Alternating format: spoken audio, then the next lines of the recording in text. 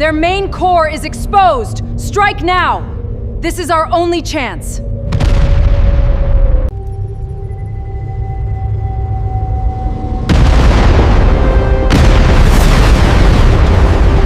The observation lounge was nearly empty. Beyond its panoramic windows, endless stars drifted silently across the darkness as the Meridian Ring continued its slow rotation through space. Only two Sarthi delegates occupied a distant corner, speaking in voices too quiet to carry across the room. I walked over and took the seat opposite her. She immediately noticed something had changed. "You've decided to answer my question," she said. "I have," I replied. "But first, you need to understand why the question suddenly matters." She folded her hands together. "The CRE fleet." I didn't answer. I didn't have to. The look on my face confirmed everything.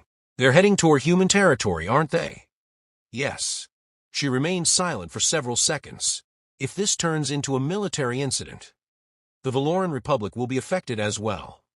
Our borders touch CRE space." "That's correct," I answered.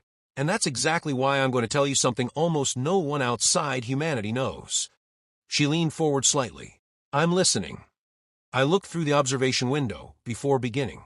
Every civilization in the Conclave tells the story of its rise in roughly the same way. They speak about unity.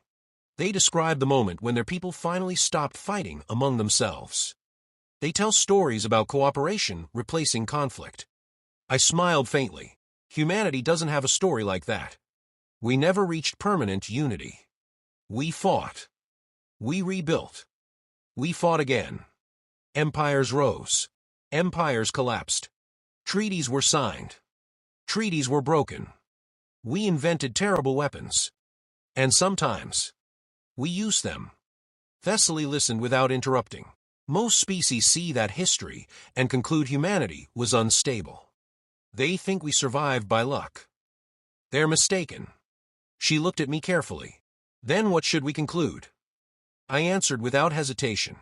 "You should conclude that we've already lived through nearly every nightmare intelligent beings can imagine.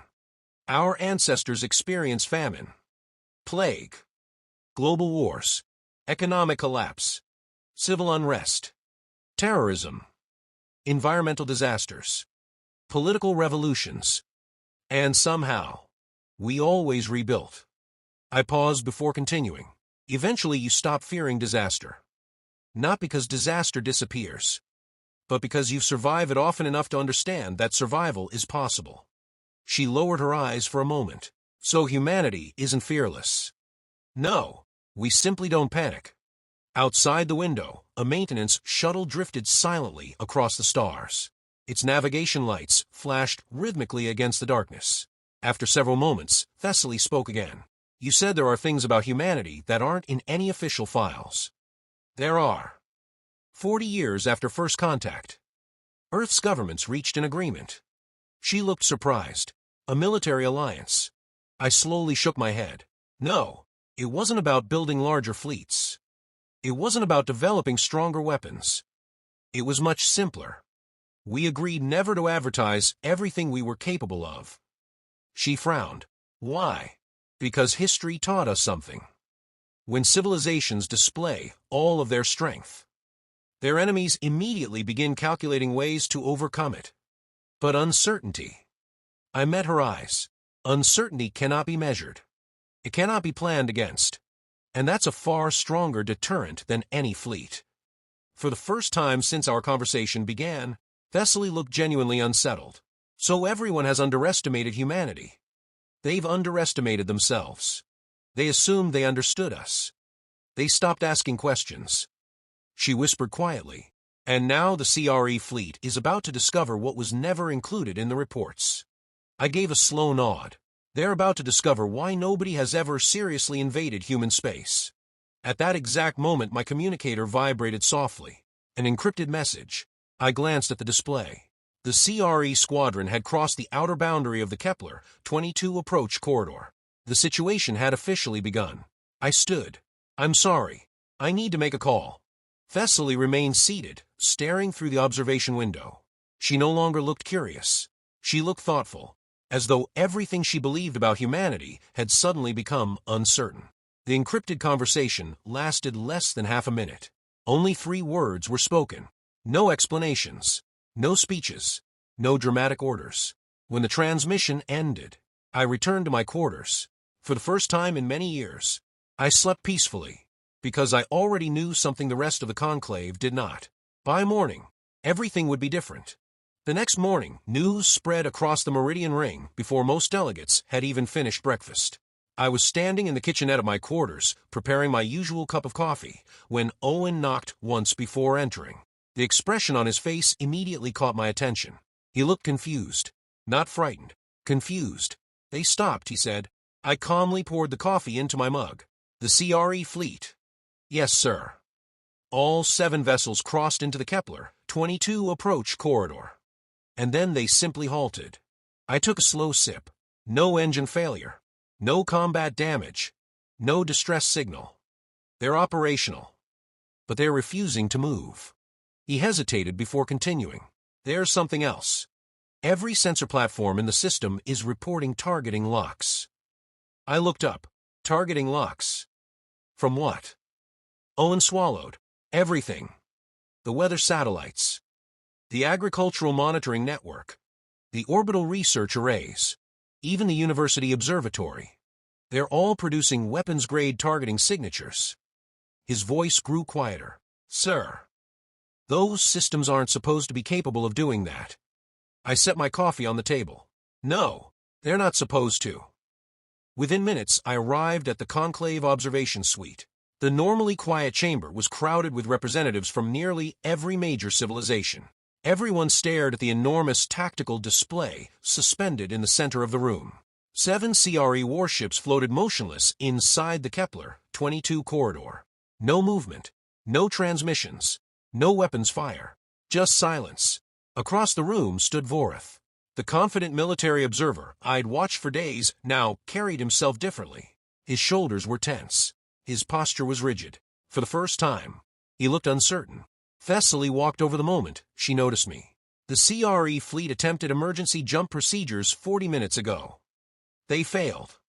Every ship. Every single one. The drives activate, then immediately shut down."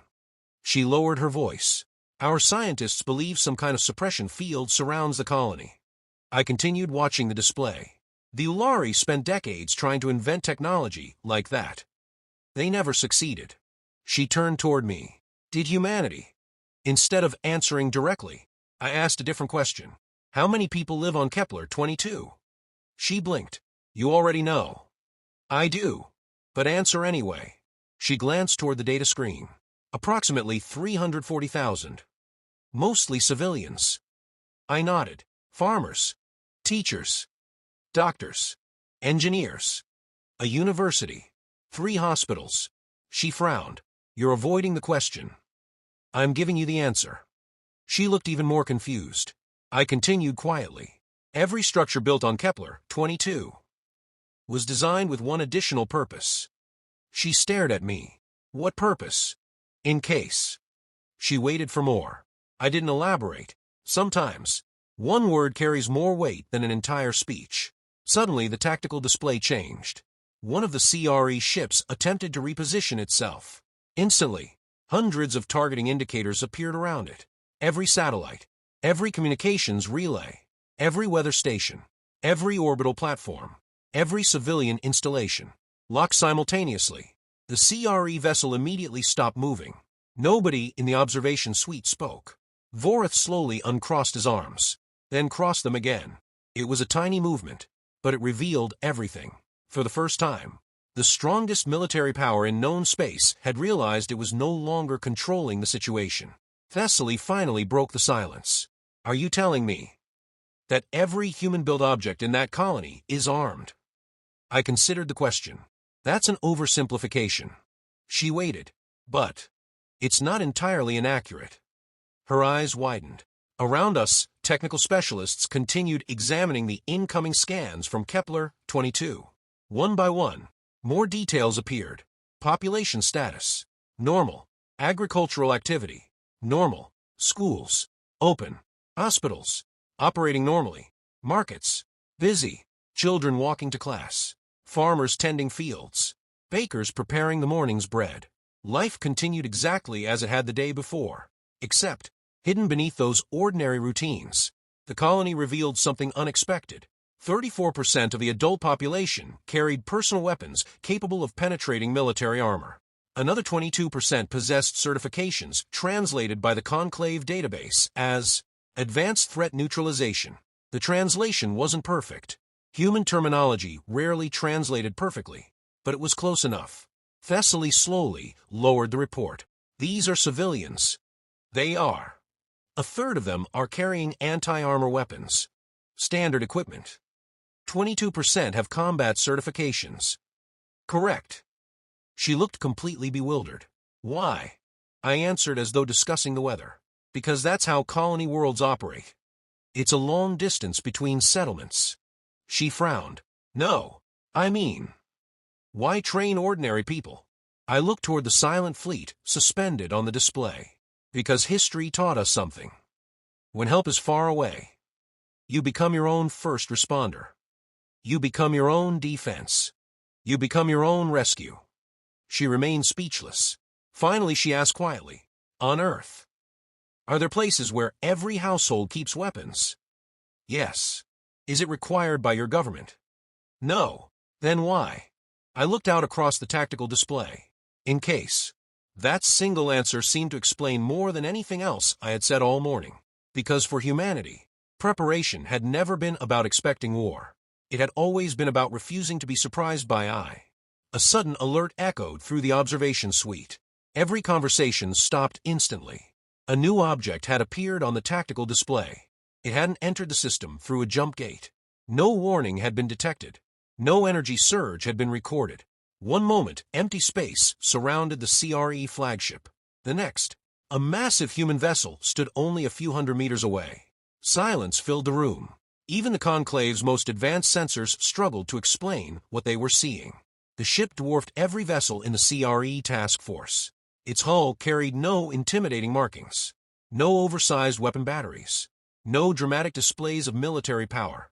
It simply existed, calm, motionless, confident, as though it had been waiting there the entire time, choosing the exact moment to reveal itself. Beside me, Thessaly whispered, how many ships like that does humanity possess? I never took my eyes off the display. That is finally the right question. Before anyone else could speak, an open communication channel activated. Every delegate expected threats, warnings, demands.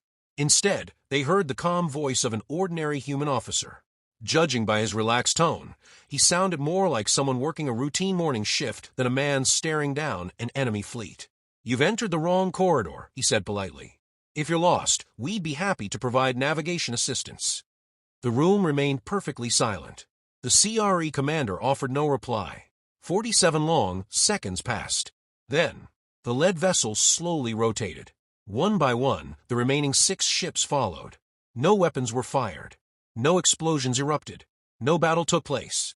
The entire fleet quietly turned around, crossed back over the system boundary, and disappeared into deep space. The crisis had ended without a single casualty. The observation suite remained silent long after the tactical display returned to normal. Nobody celebrated. Nobody applauded. They simply stared. Not because humanity had won, because nobody fully understood what had just happened. I quietly left the room and returned to my quarters. Owen looked noticeably more relaxed. So, it's over. For today, I answered. He smiled faintly. I'll take that. Neither of us said much after that. Sometimes silence is the most comfortable conversation. Later that afternoon, official reports finally reached the Conclave. Among them was an intercepted transmission sent directly from the CRE commander to High Fleet Command. It contained only one sentence. Do not engage humanity. We cannot accurately assess their capabilities. I read it twice, then carefully folded the document and placed it inside my desk. The words themselves weren't important. What mattered was what they represented. For the first time in centuries, the galaxy's strongest military power had admitted uncertainty. That evening, I was visited by Yunvil. The ancient Sarthi delegate entered the station library without announcing herself. She had served the Conclave longer than almost anyone alive. When humanity first joined the interstellar community, she had been there. She sat across from me without ceremony. The CRE fleet has completely withdrawn, she said. I expected they would. She folded her hands calmly. Vorith has filed an official complaint. I raised an eyebrow. On what grounds? He claims the Kepler-22 colony violated transparency agreements by concealing military assets. I couldn't help smiling. The complaint won't survive legal review. No, it won't. She nodded slowly. The regulations apply only to registered warships. Kepler-22 has none. A brief silence settled between us. Finally, she looked directly into my eyes. Most delegates believe one of two things. They believe humanity secretly possesses overwhelming military strength. Or they believe today's events were simply extraordinary luck. She paused. They're wrong. I leaned back slightly. What do you believe? She answered without hesitation. I believe humanity isn't hiding strength. You've simply forgotten that other civilizations don't live the way you do. I listened carefully. To humanity. Preparedness isn't a military policy. It isn't an emergency measure. It isn't even a national strategy. It's simply normal life. Her words lingered in the quiet library. You don't prepare because you expect war. You prepare because history taught you never to assume safety. I looked toward the library window. Beyond the glass, stars drifted silently through the darkness. Our history made us this way, I admitted. We spent thousands of years fearing one another. Our greatest enemy was often ourselves. She nodded gently. I know, and that is exactly why other civilizations are beginning to fear you. She wasn't accusing us. She was simply stating a fact. They're not afraid of your weapons. They're afraid because your readiness appears effortless. It exists without orders, without mobilization, without panic. They're realizing there is no version of humanity that ever truly stops preparing. I remained quiet, because she was right. Every civilization carries its past into the future. Humanity simply carried more of it than most. After a long silence, Yunvil stood. I've heard discussions throughout the station. There will soon be calls for a formal review of humanity's military capability. I nodded. I expected that. They'll want numbers. They'll want certainty. They'll want to know exactly what humanity can do. She slowly approached the doorway before stopping. The problem, she said softly, is that certainty is exactly what has prevented anyone from challenging you. She looked back one final time. The day they believe they've measured humanity is the day someone decides they can defeat it. With that, she quietly left the library.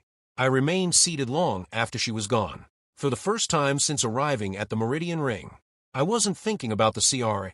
I was thinking about tomorrow. Because tomorrow, the entire conclave would ask humanity to reveal itself. And I wasn't sure whether telling the truth would make the galaxy feel safer or infinitely more afraid. The following morning, the atmosphere inside the conclave chamber felt completely different. No one talked about trade. No one cared about border disputes.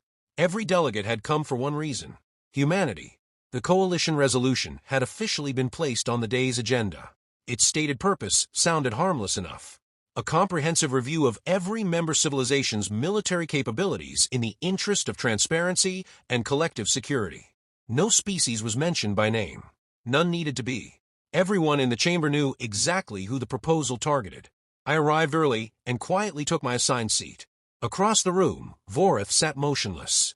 His expression betrayed nothing, but the rigid posture he carried spoke louder than words. Nearby, Thessaly met my eyes for only a brief moment. There was no curiosity left in her expression, only understanding.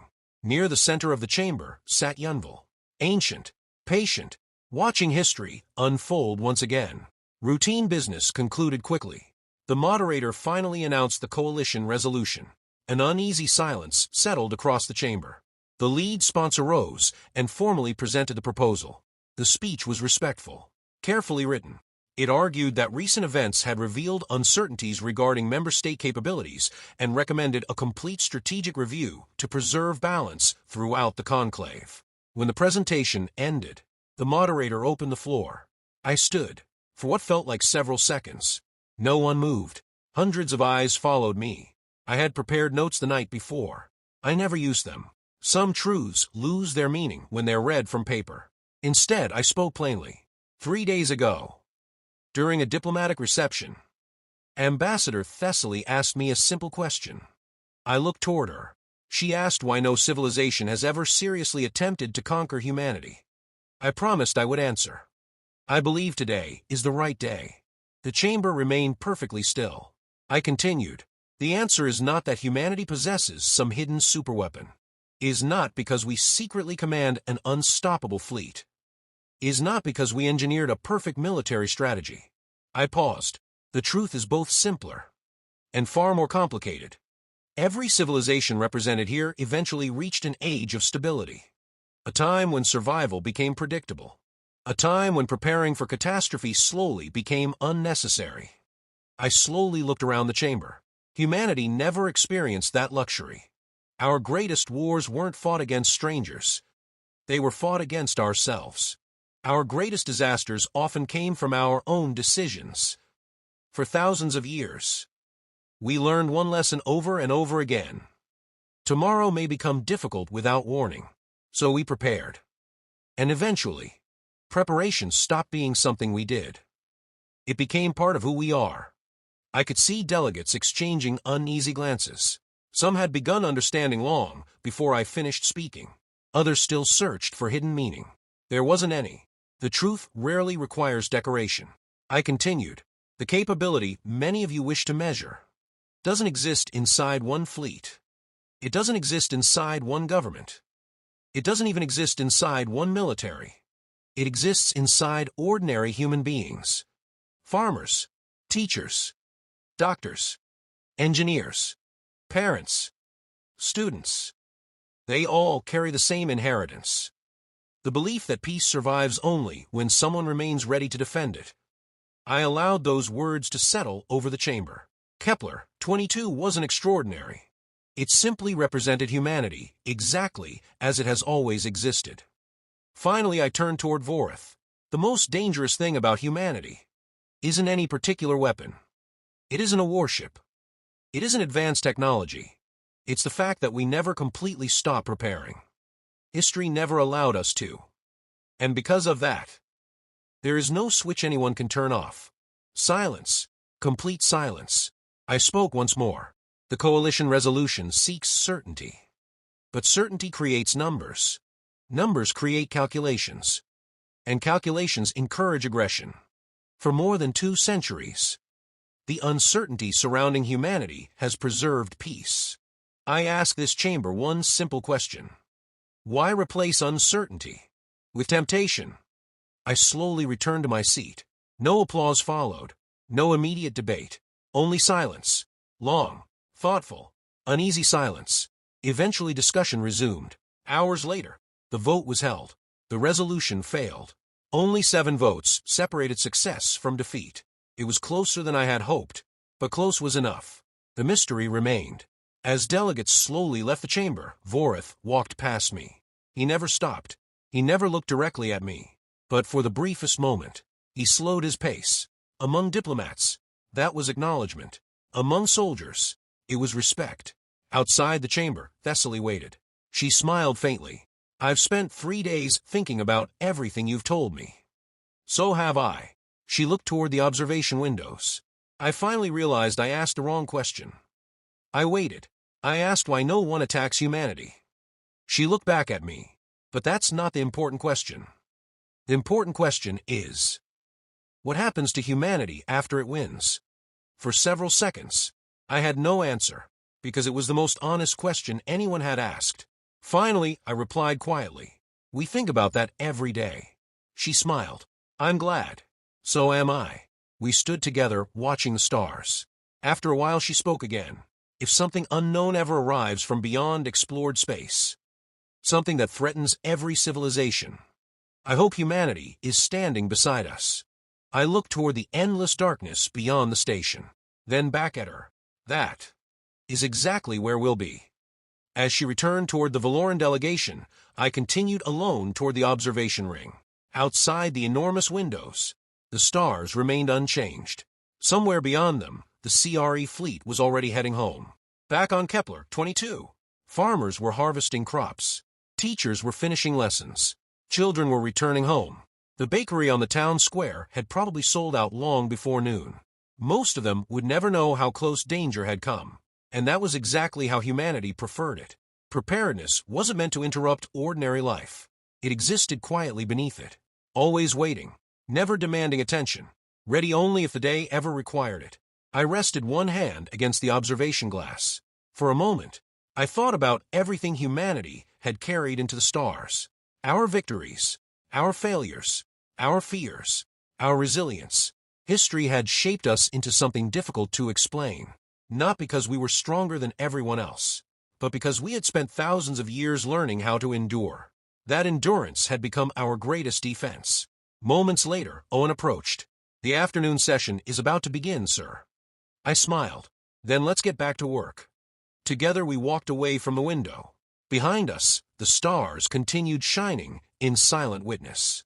Humanity had been preparing for tomorrow long before anyone else knew tomorrow was coming. And perhaps that had always been the real answer to Thessaly's question.